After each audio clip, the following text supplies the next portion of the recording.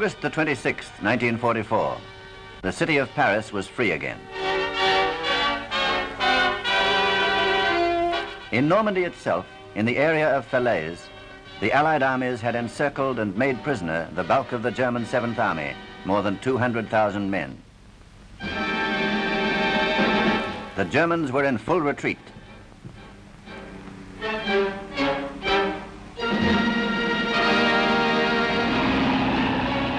Tanks, guns, transport, and SS troops were taken out first, with orders to get back behind the river Scheldt.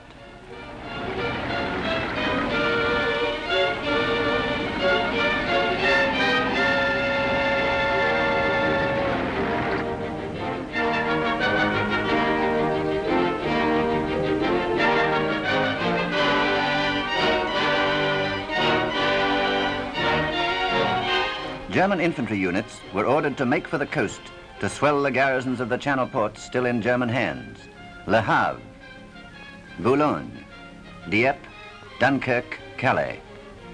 The rest of the Germans were left behind to shift for themselves. This then was what was happening in Normandy. But how was this related to the overall strategic position in Europe, west, east, and south in August 1944? By the summer of 1944, the Allies had gained firm footholds in France, in Normandy, and in the south. In the east, the Red Army had reached Poland and stood along the eastern foothills of the Carpathians. In Italy, the Allies were advancing towards the River Po. In France, our pursuit of the Germans was slowed down by the supply problem. We had only two supply ports, Cherbourg and the Mulberry, the prefabricated harbor at Arromanches. The Allied commanders decided first to go all out for a big supply port. The British Second Army were to drive through northwest France and Belgium to Antwerp, second port of Europe. The second part of the plan fell to the Third United States Army. They were to race for the Moselle Valley, one of the historical invasion routes into Germany. Third, the plan provided for a drive to the Ruhr, center of German armament production. This was carried out by the United States First Army. Fourth, the Allies planned to strike from the south for another gateway to Germany, the Belfort Gap. The United States 7th Army and the French First Army were given this task. Fifth, to ease the Allied supply problem, the Canadian First Army was to clear the German garrisons from the Channel ports. Eisenhower planned a continuous front along the western border of Germany. Let's see how the plan worked out. After crossing the Seine at Mantes, the British Second Army made for the Somme, through Beauvais, Amiens, and Arras.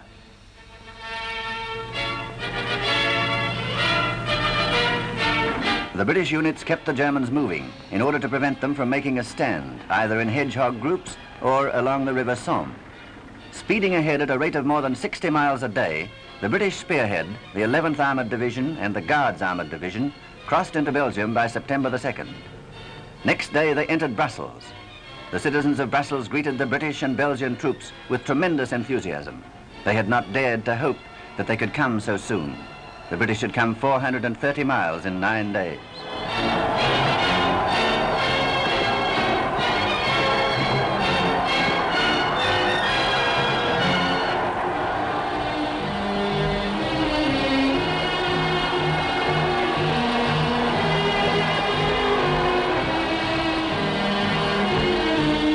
It was the same at Antwerp, 23 miles further on, which the British reached next day. They captured the port of Antwerp intact.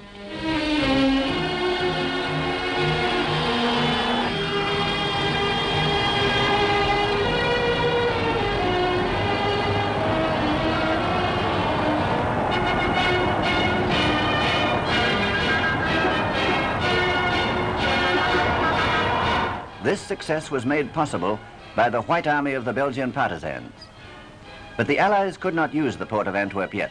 Many Germans were still hiding in the city, and strong forces were entrenched on the islands commanding the entrance to the harbor, Walcheren and Beveland. Beyond Antwerp, the British advance continued into Holland across the Albert Canal. But already, the enormous difficulties of supply were slowing down the advance more and more.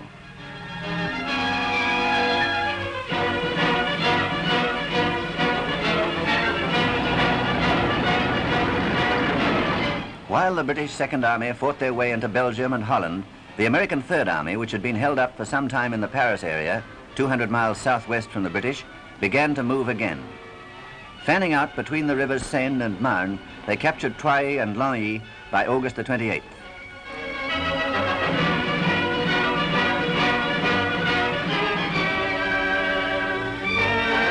Next day, they crossed the Marne near Château-Thierry, scene of an American victory in 1918. The main direction of the Third Army's thrust was now clear. Patton's armor raced for Verdun and the Moselle Valley, natural gap in Germany's strategic frontier. Often driving 100 miles ahead of the main body of the army, Patton's tanks passed through Verdun and by September the 2nd succeeded in establishing 2 bridgeheads across the Moselle between the forts of Nancy and Metz.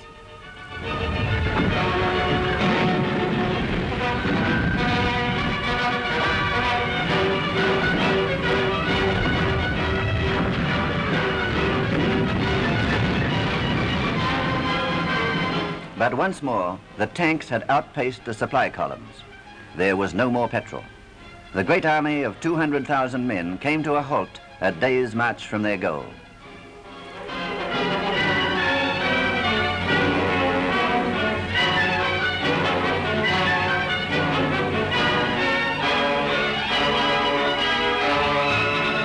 Emergency convoys were rushed south. Supplies were flown to Patton by air, but they arrived too late. The Germans had had time to organize their defenses, and resistance stiffened.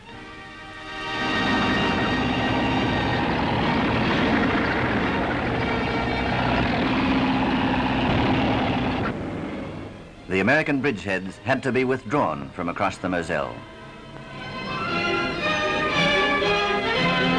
The main reason why it was so difficult to keep up the flow of supplies was the chaotic state of French roads, bridges and railways owing to air bombardment and German demolitions.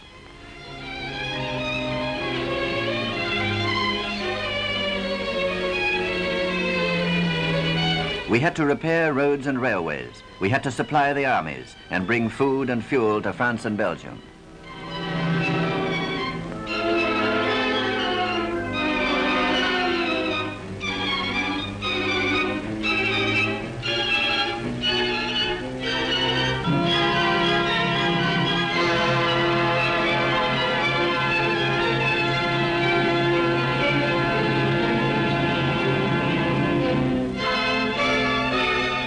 The German garrisons were still holding out at Brest, Saint-Nazaire and Lorient, and were still blocking the entrance to Bordeaux. We still had only one regular port, Cherbourg.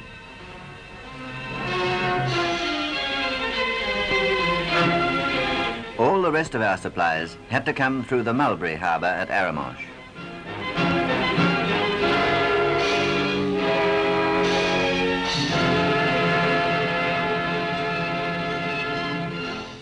The same skill and imagination of British engineering science which built the Mulberry Harbour also produced Operation Pluto, P-L-U-T-O, pipelines under the ocean.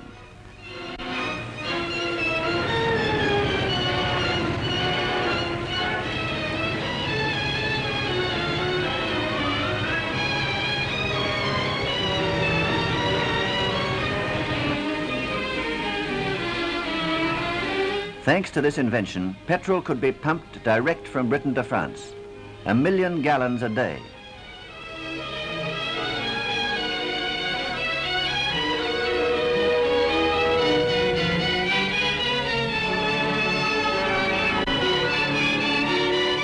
On these huge floating drums, known as HMS Conundrums, flexible steel pipes were laid across the channel soon after D-Day to Cherbourg. Later, more than 500 miles of these 3-inch pipes were laid between Dungeness and Boulogne.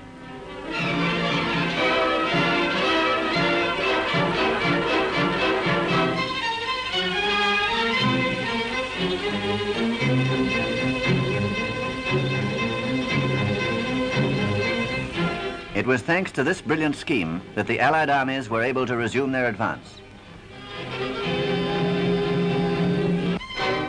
Between the British Second Army in Holland and the American Third on the Moselle, the United States First Army went forward into Belgium and Luxembourg. On its northern flank, near Namur and Charleroi, General Hodges' army linked up with troops of General Dempsey's 2nd British. General Hodges' men were the first to enter Germany. Barring their way to the great industrial basin of the Ruhr, vital center of German armament production, stood Aachen, a city of 163,000 people. By October the 5th, the Americans had surrounded the city on 3 sides, but they lacked the material to take it by storm. Whereas the Germans relied on short lines of supply fed by the huge factories of the Ruhr, the Americans were still dependent on lines stretching right back to Normandy. 500 miles southwest of Aachen, a new invasion. Great airborne landings along the Mediterranean coast, and then seaborne landings. General Patch's 7th American Army and the 1st French Army were moving first to secure their bases of supply.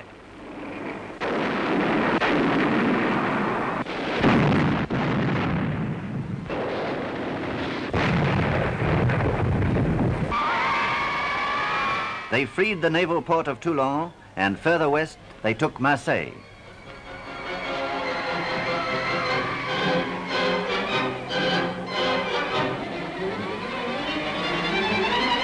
Then, in a 160-mile drive, they advanced up the Rhone Valley to free Lyon. Snipers hiding in a hospital were soon rounded up.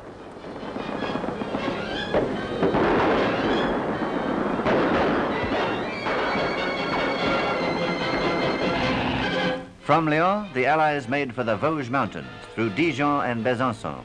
They linked with Patton's forces on their left flank at Châtillon on the 14th of September. The forces of the southern landing were now joined with those of General Eisenhower and came under his command.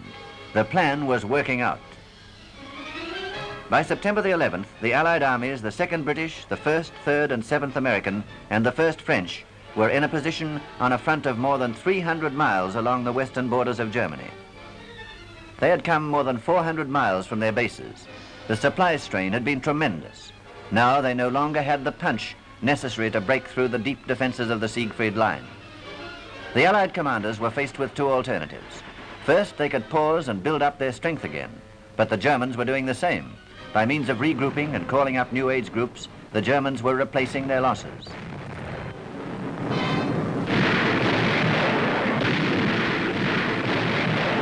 The second alternative was to make the utmost of the German confusion and to jump the Rhine defenses. This General Eisenhower decided to do.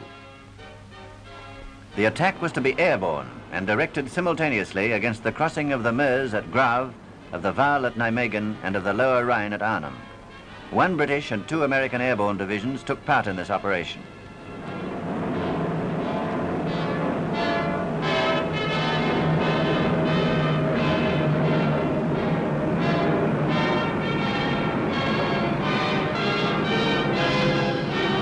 On Sunday, September the 10th, the American divisions were landed near Grave, where they succeeded in capturing the bridge intact.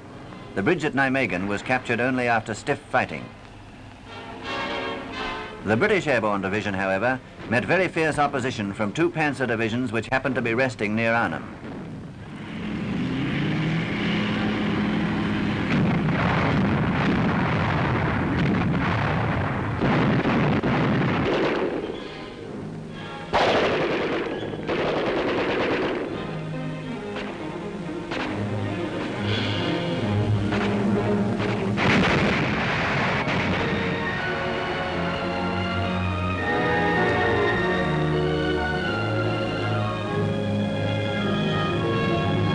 The weather turned. It became impossible to land supplies.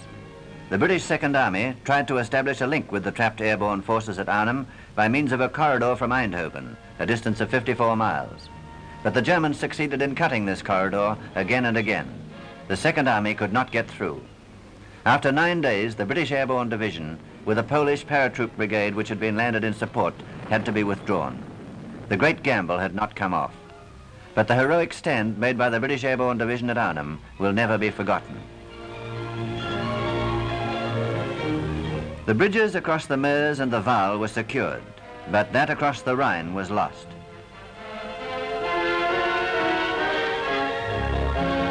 General Eisenhower had to fall back on his alternative plan, that of building up his strength for a breakthrough in the Siegfried Line. For this purpose, the Allies had to have supply ports close to the fighting area. Antwerp and the Channel ports.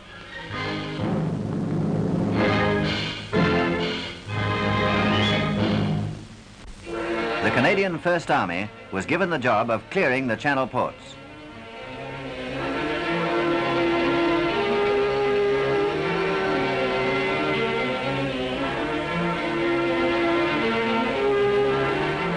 In a series of encircling operations with heavy air support, they succeeded in reducing the Channel ports one by one. Le Havre fell to British units of the First Army with 11,000 prisoners on September the 12th. Boulogne was taken on the 22nd with 8,000 prisoners.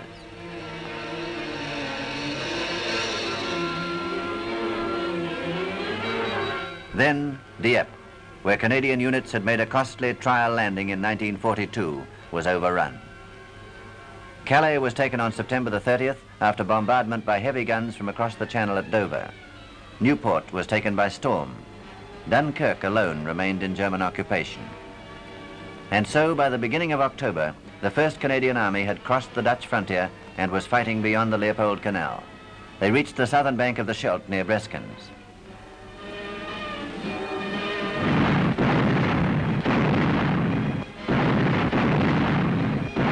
The next step was to clear the Scheldt estuary so that we could use the great port of Antwerp. On the 3rd of October, RAF bombers therefore smashed the dikes in several places and flooded German gun positions on Walcheren.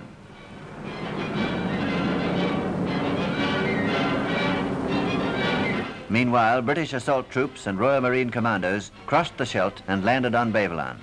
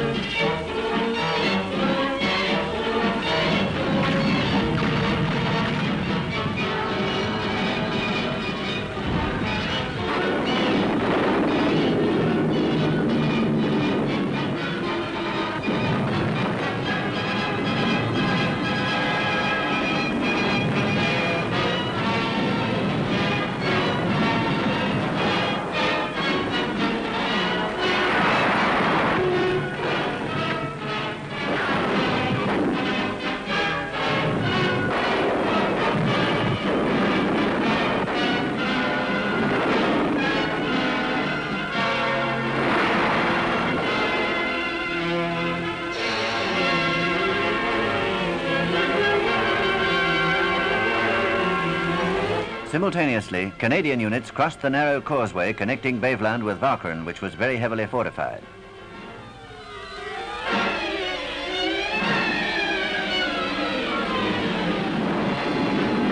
The Canadians captured Flushing on November the 3rd.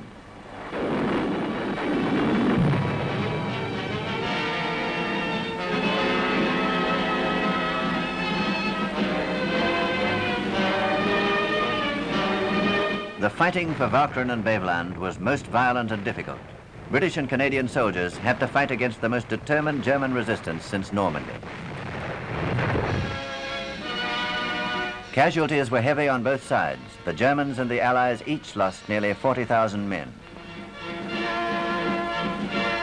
Walcheren was finally cleared when Middelburg and Veer were taken.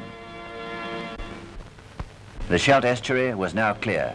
Soon, the first of a fleet of 200 minesweepers began to open up the traffic lanes.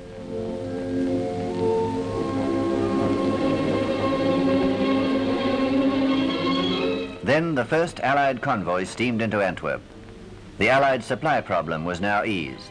The port of Antwerp, with its 26 miles of dock frontage, 237 berths, and 500 miles of railway sidings, is one of the largest in the world. It can handle more than 2 million tons of cargo a month. Naturally, the Germans did their best with V-bombs to disrupt unloading of supplies. But from now on, the Allies could build up enormous forces to wear the Germans down in a battle of attrition west of the Rhine, a battle which General Eisenhower himself had called the decisive battle for the Germans.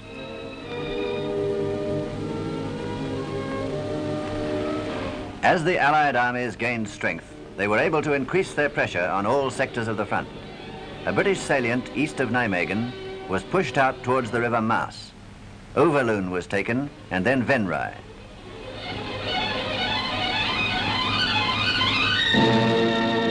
To the west, the British captured Tilburg and 's-Hertogenbosch.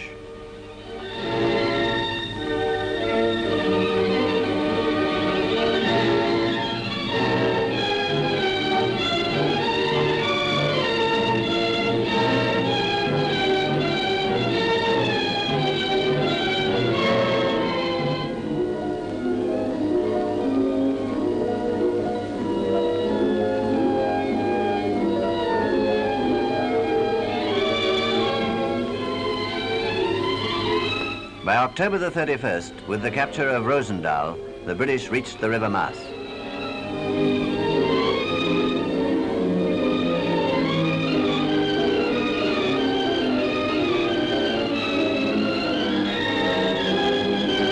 In the Aachen area, the American First Army, reinforced by the arrival of the 9th, succeeded in surrounding the town completely.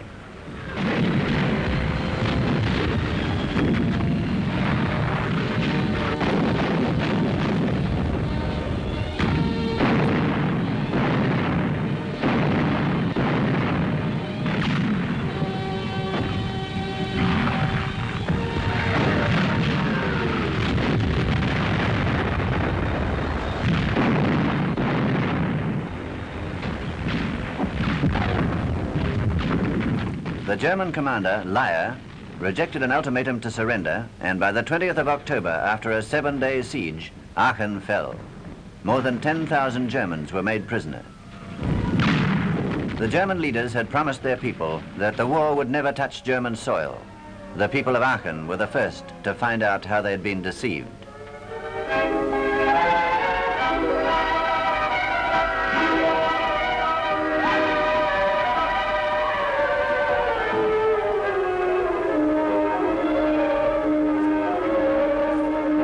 100 miles further south, the United States Third Army renewed their attacks across the Moselle.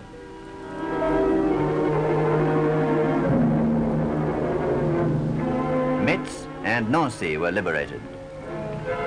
But most spectacular of all these operations was the drive of the new French army through the Belfort Gap. The German fortress at Belfort fell on the 20th of November. Mulhouse was freed 2 days later. Strasbourg, capital of Alsace, was liberated in a swift and splendid stroke of arms.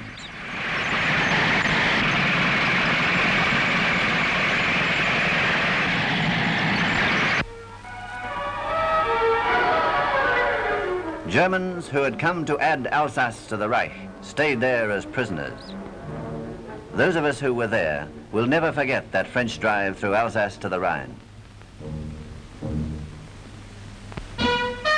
This was a great hour for Frenchmen, and France was once more taking her just place among the free nations. Mr. Churchill's visit to Paris was symbolic of the world's recognition.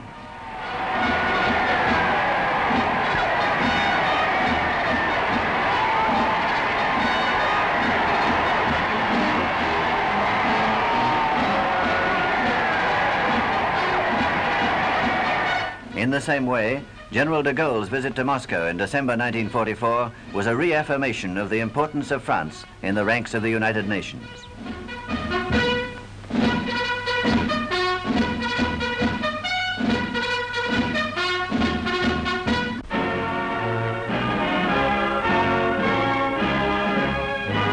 While in the West, the battle for the liberation of France and Belgium was raging, the Red Army opened an offensive on the Central Front over 1,000 miles east from Normandy. By June the 29th, Vitebsk, Zlobin, Orsha, Mogilev and Bobruisk were captured. 6 Russian army groups were advancing on a 600-mile front from Pskov to Tarnopol.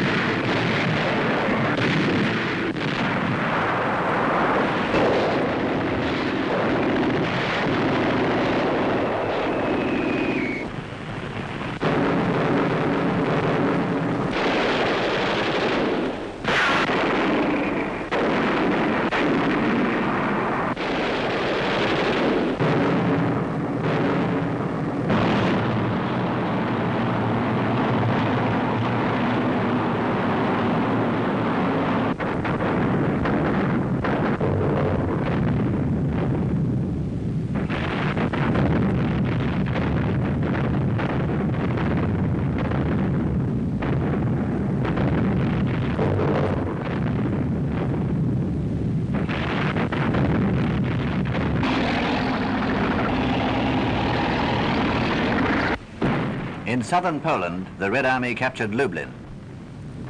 In these battles, the Red Army used considerable numbers of Allied tanks which had been sent to Russia under the Lend-Lease agreements.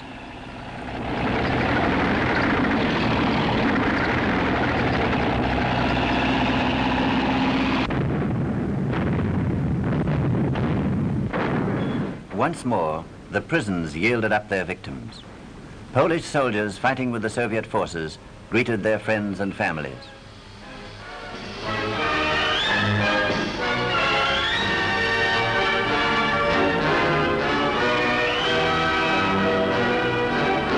A few miles from Lublin lay Majdanek.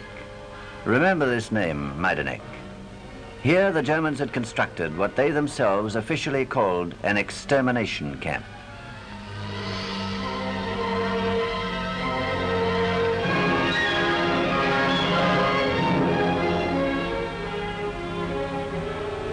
Only a few survivors greeted the Red Army men from behind the barbed and electrified wire surrounding the camp.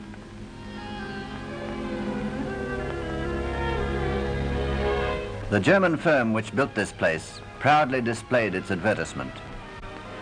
A commission of Russian, Polish and Allied observers visited Majdanek. They found 6 gas chambers disguised as shower baths. Zyklon, this is the gas the Germans used to kill innocent men and women by the thousand. Having killed their victims, the Germans burned them in special incinerators. But they were careful to rob them first of all valuables: shoes, jewelry, watches, clothes.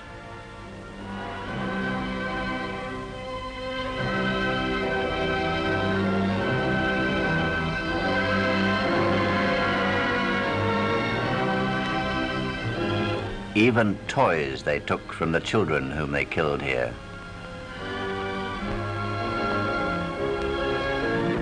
The Soviet authorities questioned the German guards. Their questions revealed that the Germans had killed here 1,380,000 men, women and children, mostly Jews and Poles. The inventory of the dreadful crimes grew and grew.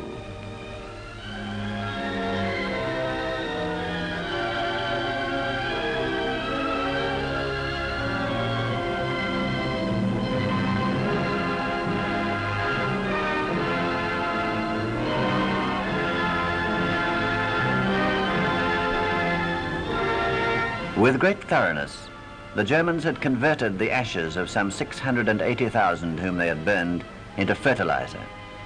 And all around the camp grew lovely big cabbages, white with the ashes of the dead. Remember, Majdanek, it's the place at the end of the road which fascism must travel. But the advance of the Red Army continued. Przemysl, Yaroslav and Brest-Litovsk were overrun. The Germans were totally unable to stand up to the Red Army.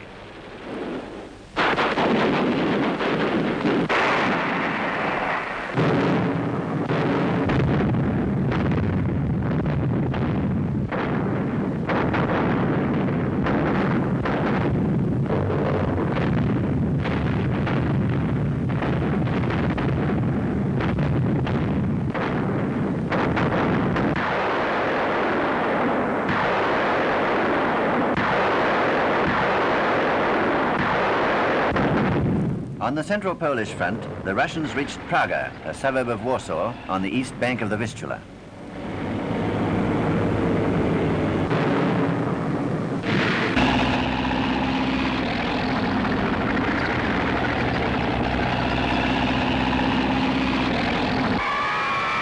From the western side of the Vistula, the Germans tried to crush underground Polish fighters who rose up against them. For 63 days, the Germans bombarded them mercilessly with heavy artillery.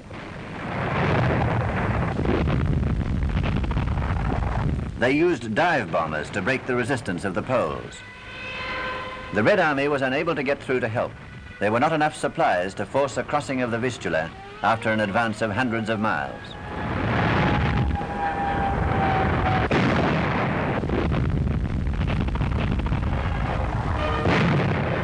"200 miles further north, the Red Army cut off a large German army group in the Baltic provinces of Latvia and Estonia. All these Russian successes compelled the Germans to regroup their armies. They decided to build up a strong bastion in Estonia and another in the Warsaw area. To do this, the Germans had to withdraw some 30 divisions from the Balkans. It was not possible for them to rush in new divisions to cover their weakened positions there.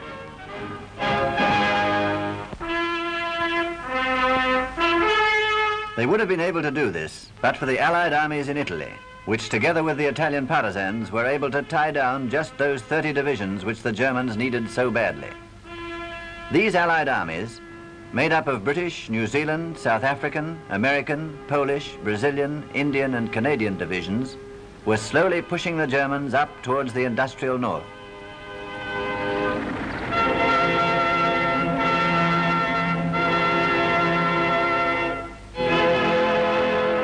The Germans did everything they could to delay the Allied advance by blowing up bridges and blocking the roads.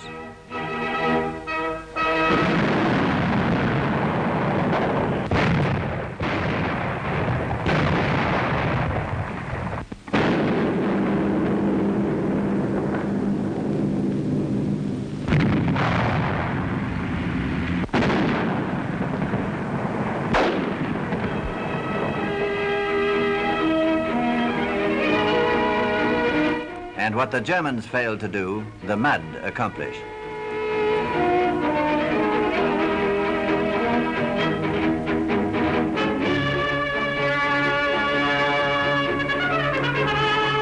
Behind the lines, about 14 of the German divisions were continually engaged in fighting the Italian partisans, who played an important part in Field Marshal Alexander's campaign. Many of them were equipped with Allied weapons and were trained in sabotage and guerrilla warfare.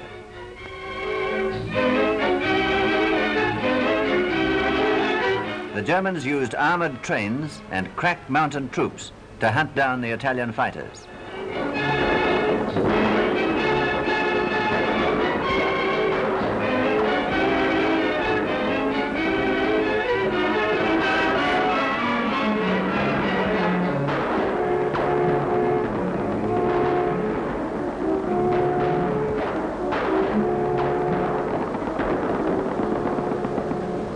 But for every one they killed or captured, 10 took up arms against the Tedeschi. Meanwhile, having brought up fresh supplies, the Russians renewed their offensive towards the end of August on the southern front. They planned to outflank the Germans in Poland by a 1,000-mile circular sweep through the Balkans. First, the Red Army entered Romania. Next, the Red Army invaded Bulgaria. Further west, the Red Army went into Yugoslavia. To the north, they crossed into Hungary.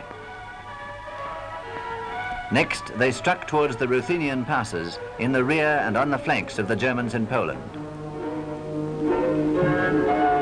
The plan worked very smoothly.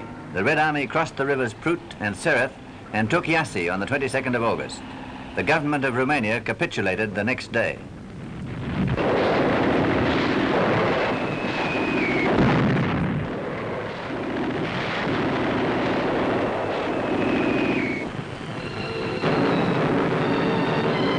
By August the 30th, the Russians were in Ploiești.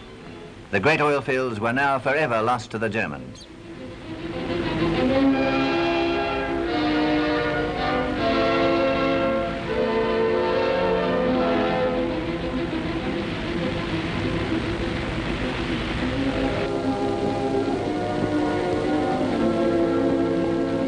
On September the 1st, the Russians drove into the Romanian capital, Bucharest. They had come 225 miles in 9 days. In this way, the first of Germany's allies was forced out of the war.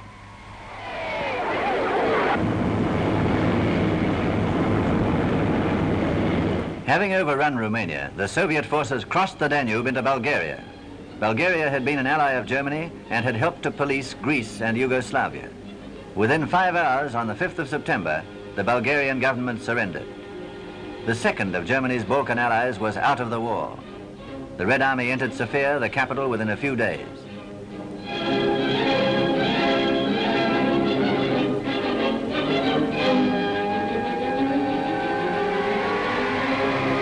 There were many friends waiting for them among the people, who, despite all the efforts of the Germans, had stubbornly refused to fight the Soviet Union.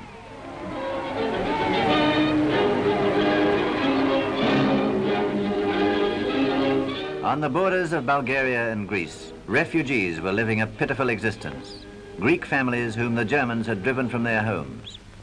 The Greeks had suffered perhaps more than any other people under German occupation. There was a great welcome, therefore, for the British forces that landed near Patras in the Peloponnese.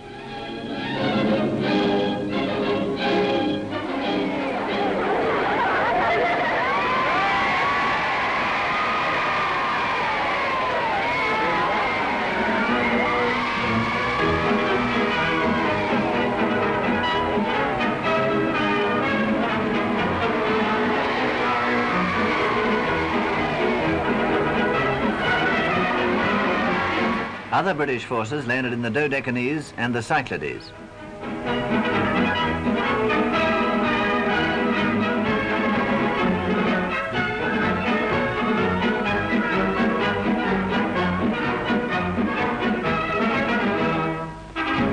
And they landed at Salonika.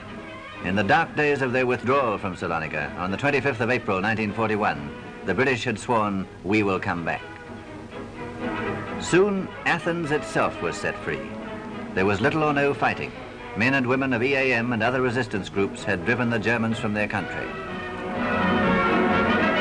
Fighting broke out later between EAM and Greek royalist groups, in which British troops intervened.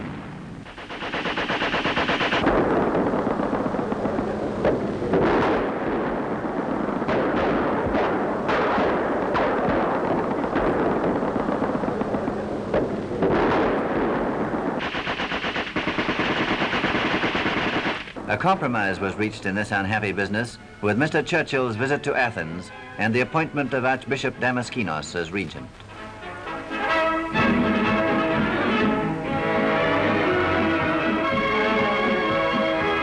Meanwhile, in the Balkans, the Red Army, by agreement with Marshal Tito, entered Yugoslavia. Marshal Tito's troops were among the most active and powerful partisan forces in Europe. They tied down a large number of divisions which the Germans needed elsewhere. Some of the Tito partisans were trained by British instructors. From the training centers in the Dalmatian Islands, they returned to the mainland to continue the fight.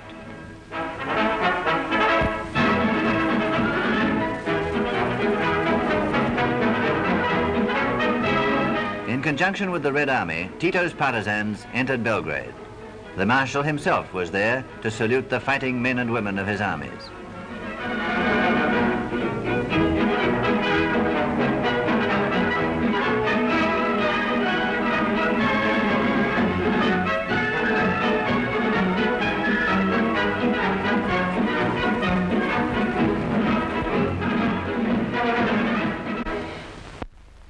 Hungary was one of Germany's oldest allies.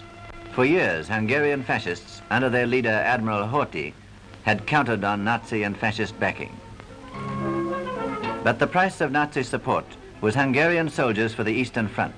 Happily, these soldiers had the blessing of the Admiral. But now the Red Army was advancing through Hungary. Budapest was surrounded.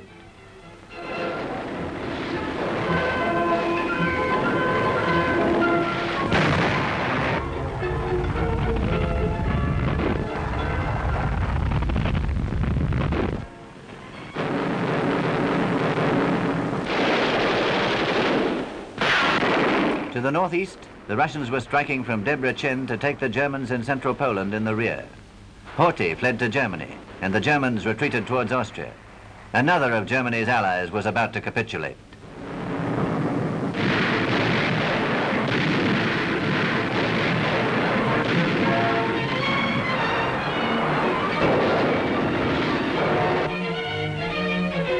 On September the 20th, a new Russian offensive opened in the Baltic sector. A drive to the coast isolated a German army in Estonia. Turning west, the Red Army fought its way through Lithuania to the mouth of the river Niemen. Here, desperate German resistance blocked the Russian advance for the time being. The Red Army now consolidated its positions along the frontiers of East Prussia. The Russian advance to the shores of the Baltic Sea liberated yet another capital, Riga. This advance by the Red Army had severed land communications between Germany and Finland.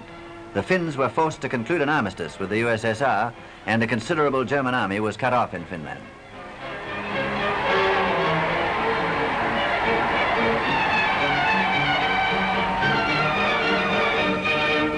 The Red Army pursued the remnants of the trapped German divisions into the Arctic north and entered Norway near Kirkenes.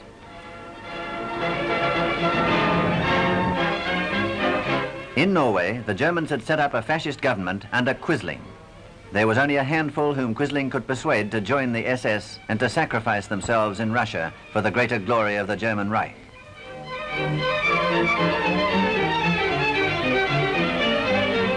The real answer of the Norwegian people was sabotage and resistance.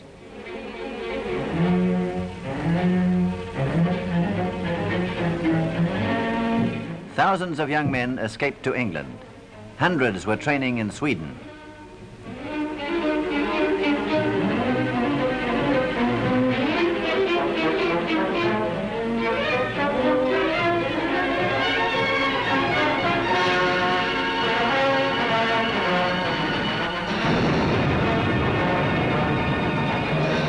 With the help of arms and wireless equipment dropped by the RAF, the Norwegian patriots were able to organize a highly effective resistance to the Germans.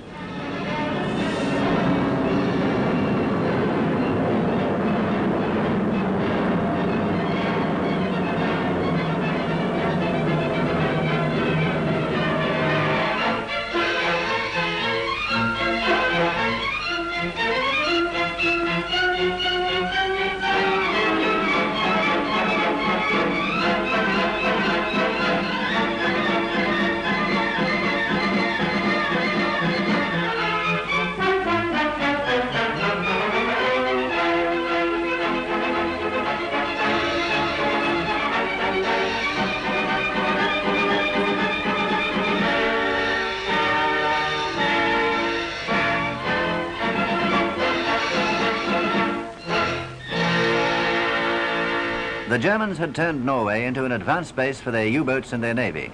The huge German battleship Tirpitz lay in wait for Allied convoys to Russia.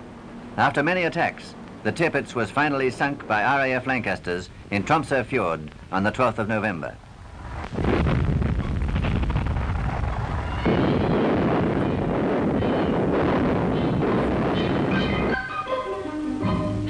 Farther south in Denmark, popular resistance was successful largely because of the unity of the people. Against this unity, the German commander, General Lindemann, and his police troops were powerless.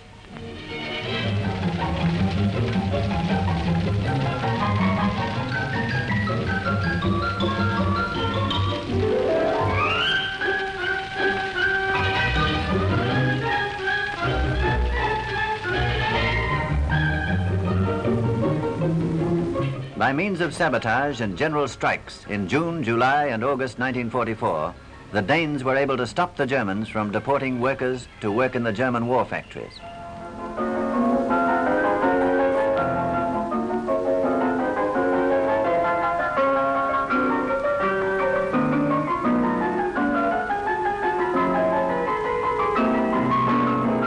The events of 1944 on the Western Front, in Italy and in the East, and the growing unrest in the countries they still occupied, had compelled the Germans to take very severe measures to stave off disaster. The Nazis had to tighten their grip on the German army and the German people. East and West, both soldiers and civilians, were ordered to dig fortifications. Old and young, men and women, were used to turn Germany into a fortress. In the factories, Nazis and military leaders were urging the workers to produce more guns, more tanks.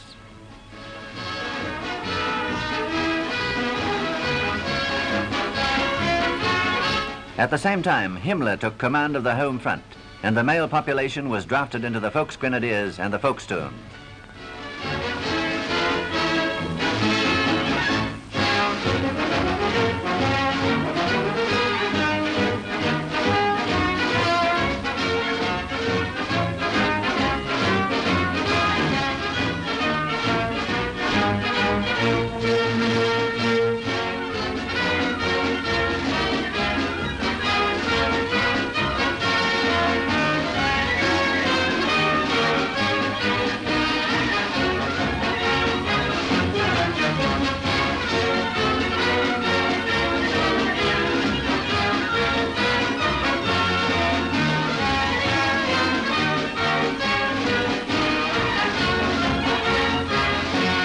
As far as the Nazis were concerned, the war would go on till all Europe crashed in ruins. They knew that soon the Allies would attack again from the east and the west.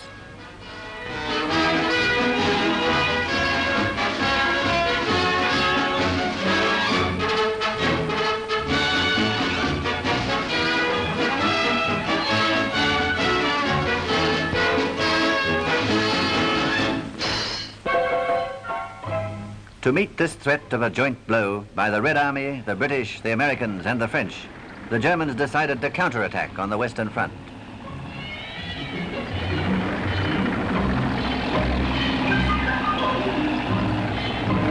Rundstedt launched this counterattack on December the 16th in the Malmedy sector.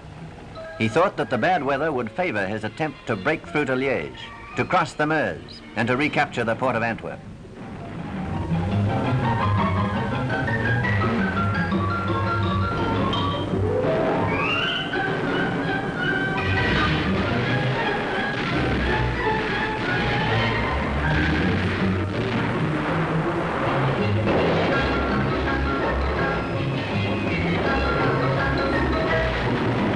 For some days, the Germans were successful.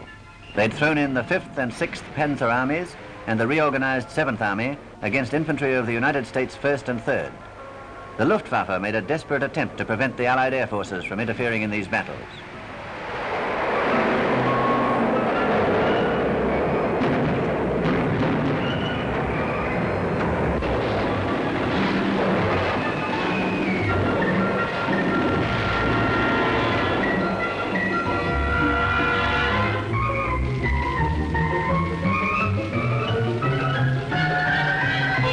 They succeeded in destroying a large number of Allied planes on the ground, but their efforts were frustrated.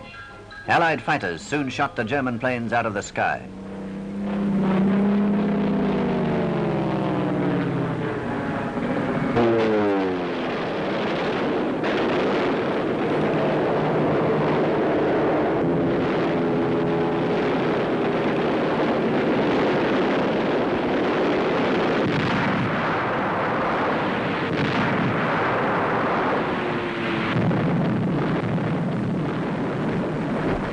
After an initial setback, troops of the United States First Army succeeded in making a gallant stand at Bastogne.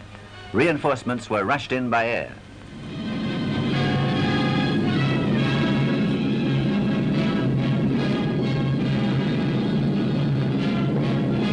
Allied planes were helped in these operations by a special British device known as FIDO, which made it possible for planes to take off even in fog. Runways were lined with rows of special pipes for burning petrol. The heat generated in this way dispersed the fog, and runways were left clear even in the worst weather.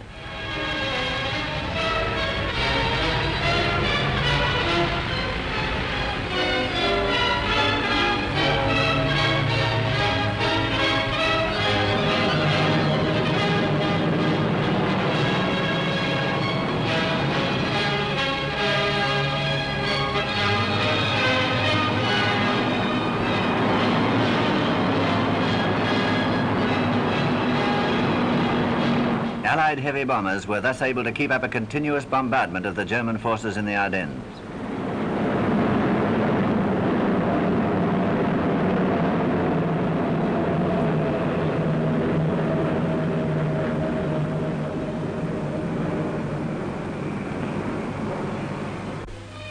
Field Marshal Montgomery took command of the operations to stop the German advance.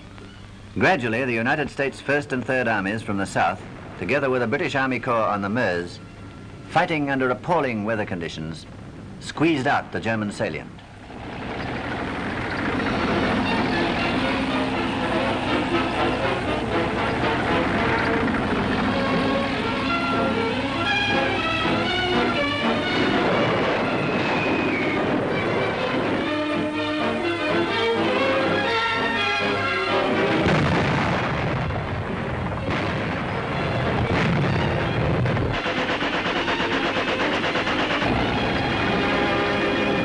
By January the 16th, Rundstedt's offensive was stopped. If it had succeeded in taking Antwerp, it might have prolonged the war by a year. But it was the last serious blow the Germans were able to strike in the West.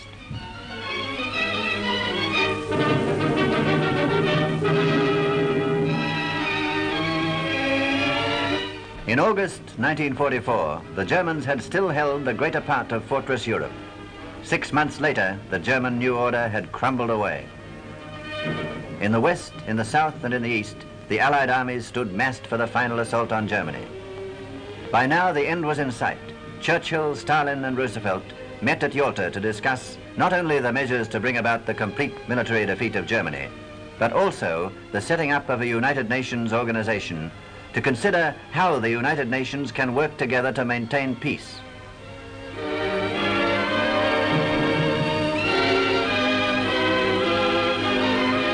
In the east, the Red Armies under the command of Marshals Rokossovsky, Zhukov, and Konev launched their new offensive in central Poland, which carried them right into Germany along the River Oder to within 40 miles of Berlin.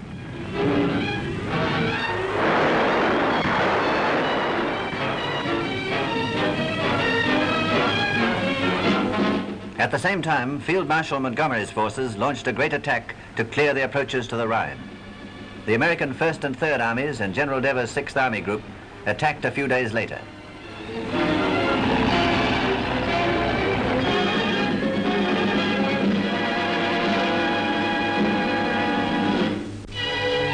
From the west, the Allied air forces went to the aid of the Russians by day bombardment of concentration points behind the German lines. Berlin and Dresden were the chief targets.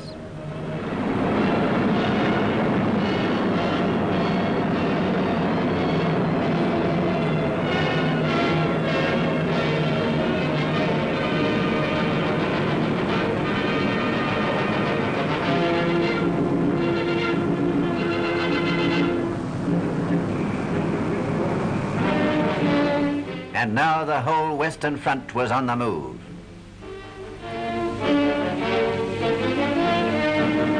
The Allied air forces were pounding German factories, bridges, roads, and railways by day and by night.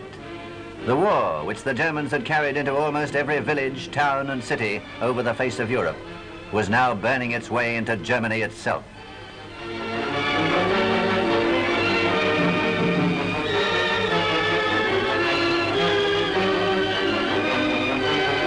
The Allies were massing to cross the last great barrier, the Rhine.